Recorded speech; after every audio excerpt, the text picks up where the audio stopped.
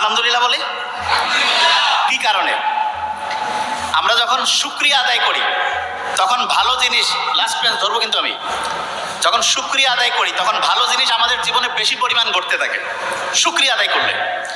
যেই লোকটা অসুস্থ হয়, মাথা ঠিকভাবে কাজ করে না, মন মেজাজ খারাপ, এদের বেশিরভাগ জনের সাথে কথা বলবেন, দেখবেন যে জীবন সম্বন্ধে কোনো রকমের আলহামদুলিল্লাহ নাই, খালি অভিযোগ, খালি মেজাজ গরম। একজন আরেকজনের সম্বন্ধে শুধু হচ্ছে সমালোচনা। খেয়াল করছেন কি? বাসা থেকে শুরু করে সব জায়গায় মিলান, যেই লোকটা সবচাইতে বেশি মেজাজ গরম, অন্যের উপরে রাগ হয়, অন্যের সাথে হচ্ছে খারাপ আচরণ করে, দেখবেন সেই লোকটা নিজেও কিন্তু শান্তিতে নাই। কারণ আল্লাহ নিজে বলছে, তুমি যদি শুকরিয়া আদায় করো আমি বাড়াই দিব। আল্লাহ নিজে বলছে। এবং বিজ্ঞানীরা এখন দেখতেছে যে যত বেশি শুকরিয়া আদায় করে তার ওই পজিটিভ জিনিসগুলো তত বেশি পরিমাণ হয়।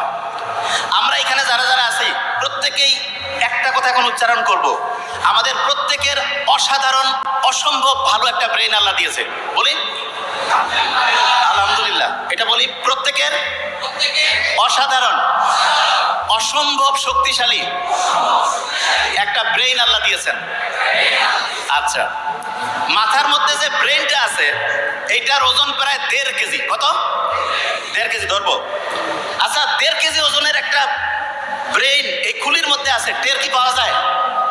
আপনি হাতের মধ্যে 1.5 কেজি নেন তো, কেমন শক্ত লাগে না? ওজন লাগে না? মাথার মধ্যে যে 1.5 কেজি ওজনের ব্রেনটা আছে, এই যে সহজে সালাম ফিরাচ্ছি, এদিক ওদিক যাচ্ছি, সামনে পিছনে ইয়া করতেছি, ওই রকম কি 1.5 কেজি ওজন মনে হয়? আল্লাহ একটা অসাধারণ মেকানিজম করছে। সেটা কি? মাথার খুলির মধ্যে এক রকমের পানি রাখছে। পানি রাখার কারণে আমরা যখন নদীতে সাঁতার কাটি তখন আমাদের শরীরটা হালকা হয়ে যায়। এটা আর্কিমিডিস বলে একজন বিজ্ঞানী আবিষ্কার করছে। এবং আমাদের ব্রেনটা আমাদের এই খুলির মধ্যে ওইরকম সাঁতার কাটতেছে। এবং সাঁতার কাটার কারণে যে ব্রেইনের ওজন প্রায় 1,500 গ্রাম, সেটা কমে মাত্র 50 গ্রাম হয়েছে। কত গ্রাম? 50 গ্রাম। এটা কিন্তু একটা প্রশ্ন ধরবো। তাহলে 1,500 গ্রামের ব্রেন পানির মধ্যে সাঁতার কাটার কারণে কয় গ্রাম হয়েছে? Very fine. কত গ্রাম? 50 গ্রাম। তার মানে আপনি যে মাথাটা এরকম করতেছেন, কত গ্রাম করতেছেন? 50 গ্রাম। আমরা যখন মায়ের গর্ভে ছিলাম না, এই যে লাস্ট বেঞ্চ, মায়ের গর্ভে যখন ছিলাম, মায়ের গর্ভেও কিন্তু আমরা এরকম সাঁতার কাটতাম। এবং আল্লাহ এত সায়েন্টিফিক, মায়ের গর্ভে যখন আমরা ছিলাম মাকে লাথি মারতাম, গুতা মারতাম, কিন্তু মা যে কষ্ট করতো, এই জন্য মায়ের আলাদা একটা মর্যাদা আল্লাহ দিয়েছেন। এবং মুহাম্মদ সাল্লাল্লাহু আলাইহি ওয়াসাল্লাম তো আমরা এটা জানি যে সম্মান করবো কার? মায়ের, তারপরে কার? মায়ের, তারপরে কার? মায়ের, তারপরে কার? বাবার। তার মানেটা কি? তার মানে যে যত বেশি পরিশ্রম করবে, যে যত বেশি কষ্ট করবে, তার মর্যাদা আল্লাহ তত বাড়ায় দিবে।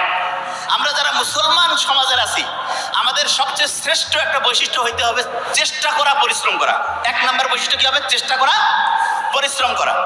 পরিশ্রম আর চেষ্টা করার যে স্টাইলটা, সেটা আল্লাহ আমাদের গোটাল ডেইলি রুটিনের মতো অলরেডি দিয়ে দিয়েছেন। কিরকম? মুসলমান যারা 5 ওয়াক্ত নামাজ পড়ে না, 5 ওয়াক্ত ফজর যখন আমি নামাজ পড়ি, নামাজ পড়ার পরে আমরা অনেকে মূর্খ, তো নামাজ পড়ার পরে ইচ্ছা মতো ঘুমাই গেলাম, তার লাভটা কি হলো? আল্লাহ নামাজ পড়ার পরে আমাদেরকে পরিশ্রমে যাওয়ার জন্য সবচাইতে বেশি হচ্ছে উদ্বুদ্ধ করছে। নামাজ শেষ করো, তারপরে তোমার জীবিকা অন্বেষণে বের হয়ে যাও। জীবিকা অন্বেষণ মানেটা কি? স্টুডেন্ট যারা, সে কি টাকা ইনকাম করবে? নো, তার প্রধান কাজ কি? পড়াশোনা করা। তাইলে আমি ফজরের নামাজ যখন পড়লাম, তারপরে আমার প্রথম কাজ কি হবে? পড়াশোনা করা। কি করা? পড়াশোনা।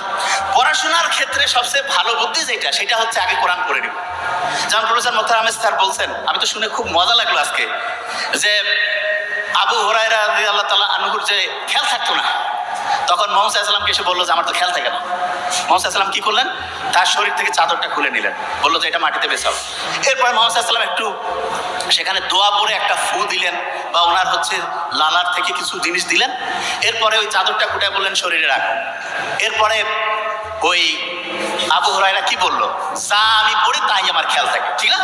আবু হুরায়রা খেয়াল থাকতো না। তার মানে মানুষের, মুহাম্মদ সাল্লাল্লাহু আলাইহি ওয়াসাল্লামের এই যে অসাধারণ একটা মানে বরকতের পূর্ণ, অসাধারণ একটা হচ্ছে যে দোয়ার বরকতে তার স্মরণ শক্তিটা অন্য লেভেলে চলে গেছে না? তাহলে আমরা যারা এখানে স্টুডেন্টরা আছি, আল্লাহর কাছে কিন্তু মুহাম্মদ সাল্লাল্লাহু আলাইহি ওয়াসাল্লাম তো নাই, কিন্তু তার শেখানোর রাস্তায় আমরা কিন্তু আল্লাহর কাছে চাইতে পারি। প্রথম যে কাজটা করবো সেটা হচ্ছে কোরআন পড়া। প্রথম কাজটা কি? আচ্ছা, এবার আমি বলি আগে।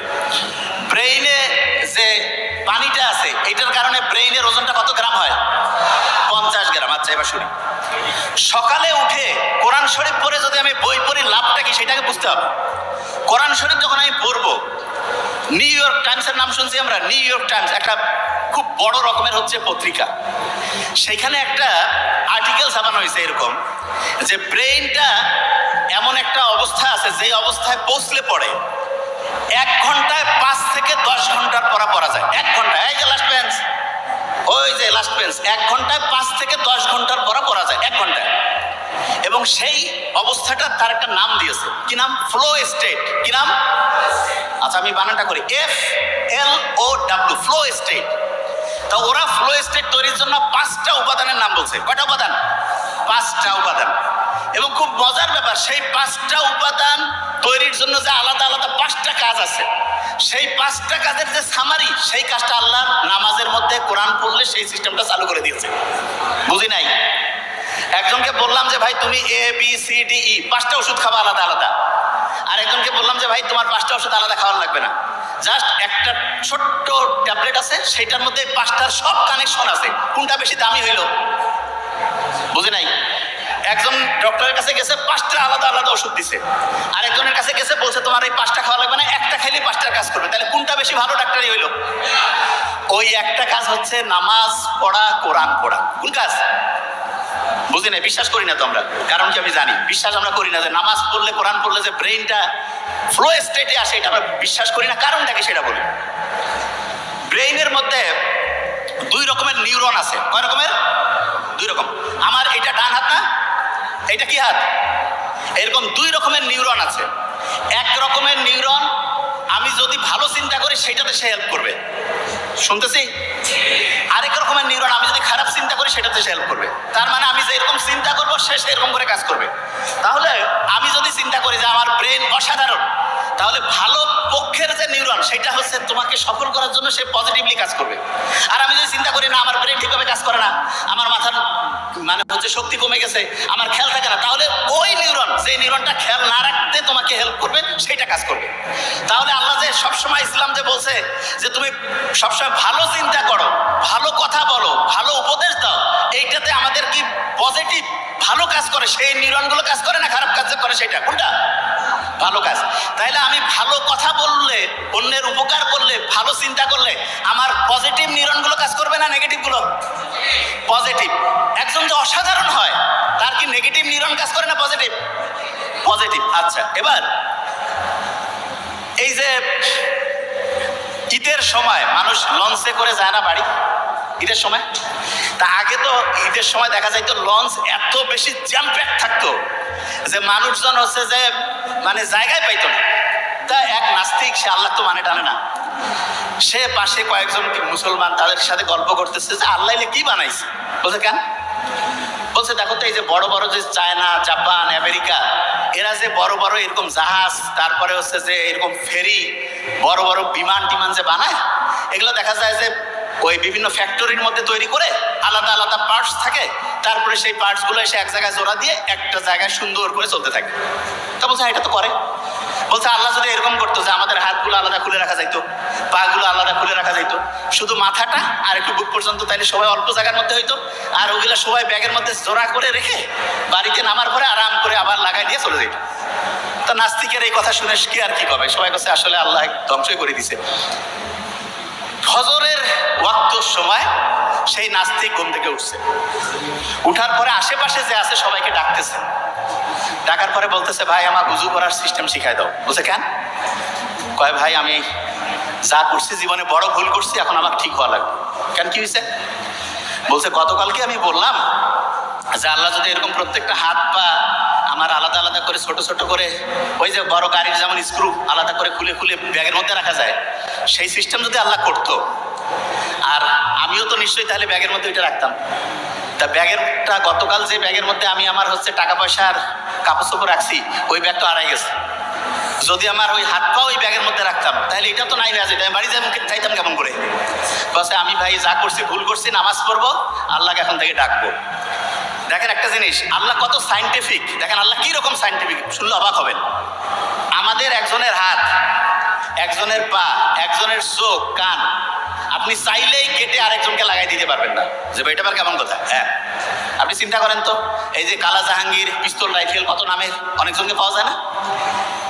কারো হাত কেটে যদি আরেকজনের হাতে লাগাই দিলে যদি সেই লোকটা বাঁচত, যেরকম শয়তানি সরকার থাকে বিভিন্ন সময় দেশে, এদের যাদের হাত পার দরকার হয় সবাইকে নিয়ে যায়, বিশেষ করে মাদ্রাসার স্টুডেন্ট তো খুব পছন্দ ওদের, নিয়ে যায় হাত টাত কাটিয়ে আরেকজনের লাগাই দিত, ঠিক না? দেখেন আল্লাহ জানে যে মানুষ কি জাত সেটা আল্লাহ তো ভালো করেই জানে। এই জন্য আল্লাহ এমন সিস্টেম করছে, হ্যাঁ আপনার হাত পা চোখ শরীরের বিভিন্ন অংশ ট্রান্সফার করা যাবে, ট্রান্সপ্লান্ট করা যাবে, কিন্তু সেইটার জন্য টেস্ট করা লাগবে।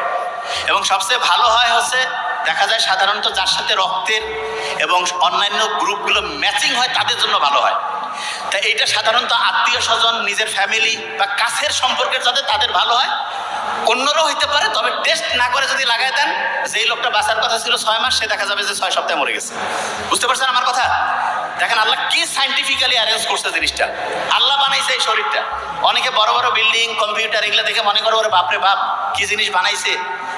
আপনি শুনলে অবাক হবেন, আপনার এই যে হাতের মধ্যে যে একটা ছোট্ট কোষ আছে না, কোষ, সারা পৃথিবীতে যত সম্পদ আছে এখন সবগুলো যোগ করে একটা কোষ বানাইতে পারবেন, একটা কোষ। বুঝেন নাই তো? আপনার আমার শরীরে প্রায় 1 লক্ষ ট্রিলিয়ন, মানে এটাকে আমি আসলে সহজ করে না বললে তো বুঝবেন না, আমি আগে ব্রেনটার কথা বলি, নোবেল যেটা বলে গেছে 86 বিলিয়ন, তার মানে 1 বিলিয়নে 100 কোটি, এরকম 86 দিয়া মানে 100 কোটির মতো 86টা, বুঝতে পারছেন? এইরকম শুধু এই যে খুলির মধ্যে আছে, আর সারা শরীরের কথা বাদে দেন, এই খুলির মধ্যে যেটা আছে তার একটা কোষ বিজ্ঞানীরা যত টাকা পয়সা আছে সবগুলো খরচ করে বানাইতে পারবে না, এখন পর্যন্ত চিন্তাই করা যায় না। বিজ্ঞানীরা করছে যে না এটা হচ্ছে অটোমেটিক নেচার থেকে আসছে, কারণ ওরা যেটা বানাইতে পায় না তখন কাজে এটার ব্যাখ্যা খুঁজে পাওয়া যাচ্ছে না। এই যে ডারউইন যে আছে না, বলছে যে বান্দর থেকে আসছে, বিশ্বাস করেন মিথ্যা কথা। তাইলে এখন বলেন যে স্যার মিথ্যা কথা, তাইলে বইয়ে পত্রে যে পড়তেছি, ব্যাপারটা হয়েছে কি বহু টাকা ওরা ওইটাতে ইনভেস্ট করে ফেলছে, এখন ওইটা যদি মার্কেটে না চলে তাহলে ওই টাকা এখন উঠাবে কেমন করি, এই জন্য করছে যে হ্যাঁ ওইটাই ঠিক আছে। কিন্তু সত্যি কথা বলতেছি, এখন পর্যন্ত একটাও প্রমাণ করতে পারে নাই যে সারা পৃথিবীতে মানুষ তৈরি হয়েছে বানর থেকে, কেউ প্রমাণ করতে পারে নাই। এমনকি ডারউইনের যে ওই পক্ষের যে বিজ্ঞানীরা ওরা বলছে যে না এটা আসলে ঠিক না, কিন্তু মার্কেটে চলতেছে কেন, কারণ অনেক টাকা এখানে ইনভেস্ট করছে। মানুষকে বানাইছে আল্লাহ, এইটা এদের বলতে সমস্যাটা কোন জায়গায় এটা অনেকে বুঝে না, যে এটার কারণটা কি, মানুষকে আল্লাহ বানাইছে এটা বলে সমস্যা কোথায়? এইটাই হচ্ছে মেইন সমস্যা। মানুষকে আল্লাহ বানাইছে এটা যখনই কেউ বিশ্বাস করবে, তাহলে আমি যদি একটা জিনিস বানাই ওইটার ভালো কিসে খারাপ কিসে সেটা আমি জানবো না? আমি যদি বলি যে এইটা একটা মেশিন, এটা আমি বানাইছি, তাহলে এটার গাইডলাইনটা কি আমার অনুযায়ী চলবে না আরেকজন